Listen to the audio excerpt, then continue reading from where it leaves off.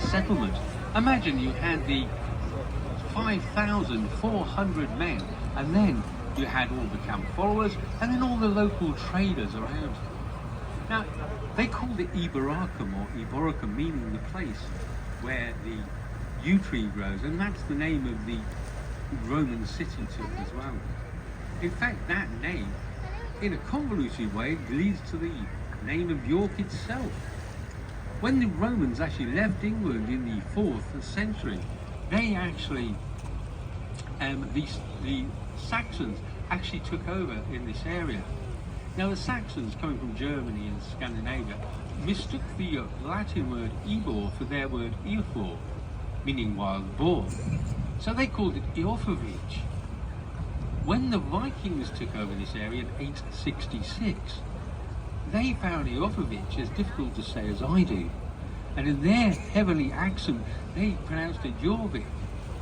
Now, Jorvik eventually got contracted to York. So, as I said, the name actually leads to the modern name for the city today. Now, a little bit more about the 9th Legion. The 9th Roman Legion actually garrisoned this area for some 50 years before they received their marching orders. During that 50 years, the the artifacts in this part of the country changed completely. You start finding the remains of Samian tableware, along with Roman, Greek amphora, but this time in the remains of Celtic roundhouses.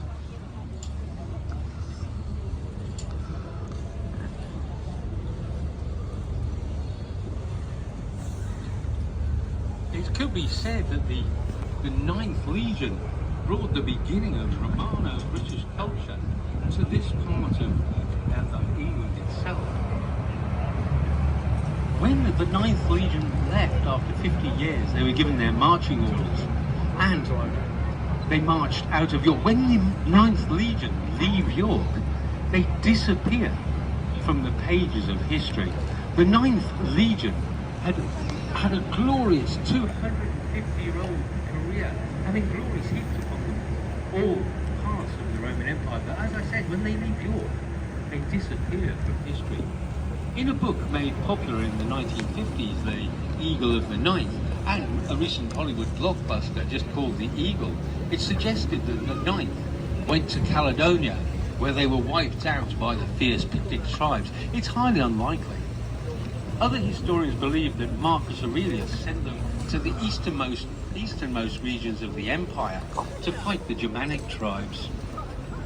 It's all conjecture, nobody knows. The only thing people know for certain is when the 9th Legion leave York, they completely disappear from history, which leads to their more romantic name, the 9th Legion, Rome's Lost Legion. Well, anyway, I'd say something more about this bridge. This is Skeldergate Bridge. It takes its name from the road on the left, which is another Viking word, Skeldergata or Skeldergate, meaning street of the shield makers. There's no shield makers on there today. In fact, you don't see many shields unless it's Viking Week, but then you see shields everywhere.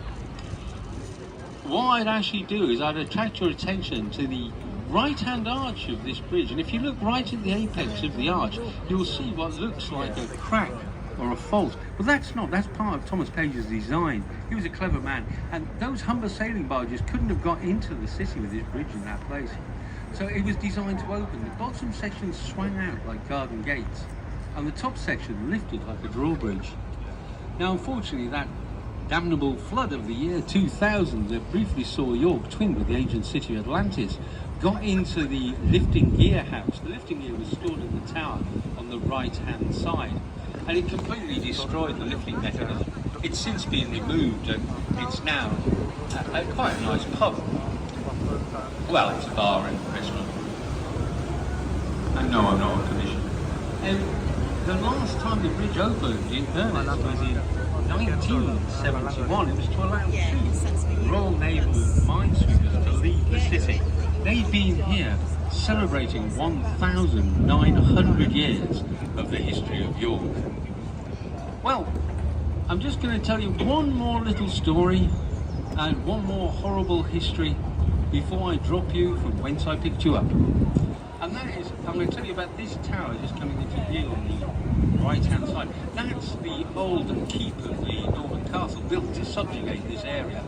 And in fact, most of the harrying of the north was conducted from that very tower. It was called the Royal Tower and the Royal Keep, but we call it Clifford's Tower. Clifford was nothing to do with the design or even the Normans. In fact, he was a Scottish sympathiser. And when Robert the Bruce laid siege unto York, lots of people like laying siege unto York, Governor.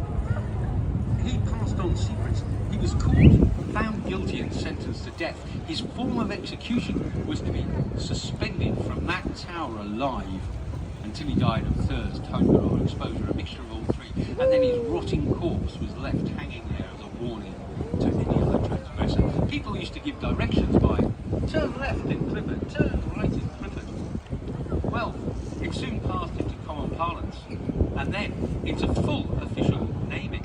It's now officially known as Clifford's Tower. So it's a strange way to pass into the annals of history.